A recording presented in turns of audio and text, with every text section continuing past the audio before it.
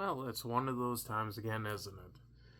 So we're rapidly getting to the end of the year, and today is Remembrance Day. So we're just going to take a couple minutes today and just talk about some stuff, Because obviously there's a lot of things to remember about not what's just happened previous, but what's even happening today in the entire state of the world. However, there's an objectively bigger picture to look at here. Now, that may seem a little strange on a day of remembrance, where a lot of people attribute Remembrance Day or Veterans Day for those that live in the United States. I'm sure there's many other days that I'm missing here, because obviously not the entire world is the US or Canada, but there's other things too. Whether that be particular things that people like thinking about. We're switching gears here. Sorry for not explaining that first. People thinking about just those who have passed on, those who are thinking about those that are currently serving, those that are thinking of those that have served. Now, there's all an important purpose to everything there. Now, obviously, a lot of us for Remembrance Day, now I'm speaking strictly from a Canadian perspective here, a lot of people attribute it to the things that had happened in the past. For example, we would like to think of just mainly the first two world wars, the only two world wars, matter of fact. However, the more often forgotten stuff that's happened, like those that were in Canada that had actually served in Vietnam. Now, for those that don't know about what happened in Vietnam, Canadian soldiers went to go and help the American forces in Nam. That's just the short and brief version of it. There's more to it than that, but that could be an entire video for another day, because I'd have to do plenty of research on that, and I, quite frankly, have not. But moving on from that, it's a day overall to be grateful for the things that are around us. Sure, certain things may not seem all hunky and dory, whether it's things that are from your own personal beliefs, your spiritual beliefs, so on and so forth, because not everybody's going to agree on different things. And the unfortunate state of the world today is a lot of the people that fought back then might honestly disagree with the state of the world today, because they died to believe that they were stopping the rest of the wars forever.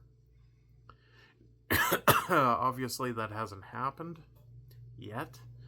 However, in the grand scheme of things, we still are able to live today, and, well, some people have a free society, others don't, because obviously laws and so on and so forth, and there's a lot of things that you're not allowed doing, which, for good reasons, I must say. However, things that we're talking about in particular are, you're able to have your own home. You are able to say what you want inside your own home. You don't have to worry about somebody coming knocking on your door and saying, "Hey, are you talking about this thing? Because I heard that you were." You don't have to worry about a lot of that stuff. However, there are certain countries absolutely where this type of stuff is happening.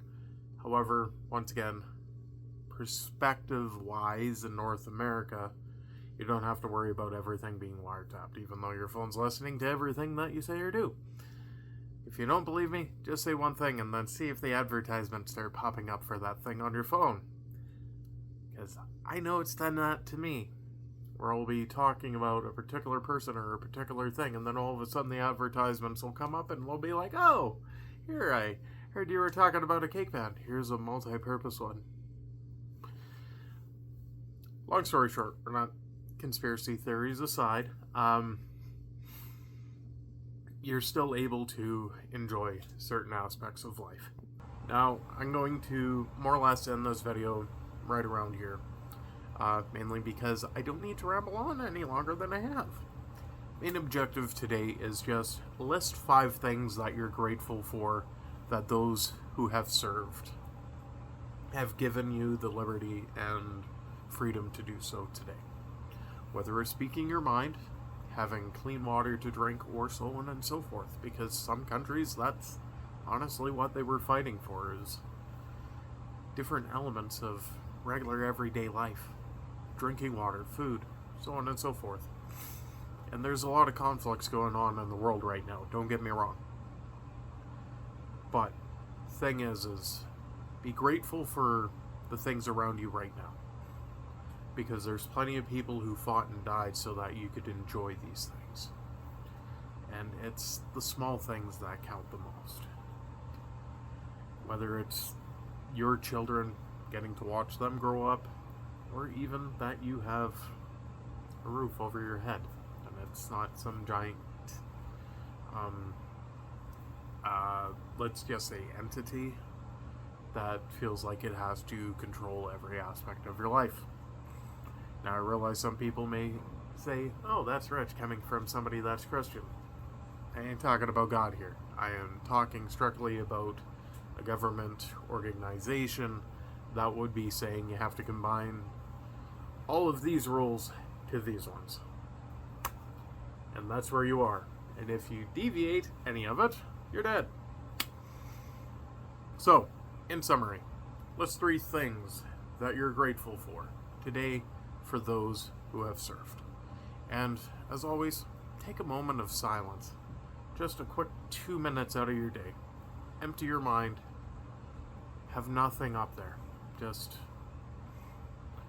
be in the moment and remember that some people have paid the ultimate price for the things that we enjoy today, even if it's TV. As always, I hope you're having a fantastic 2025, and if you're not, I hope it gets better for you sooner rather than later. Peace out, and I will see you all in the very next video.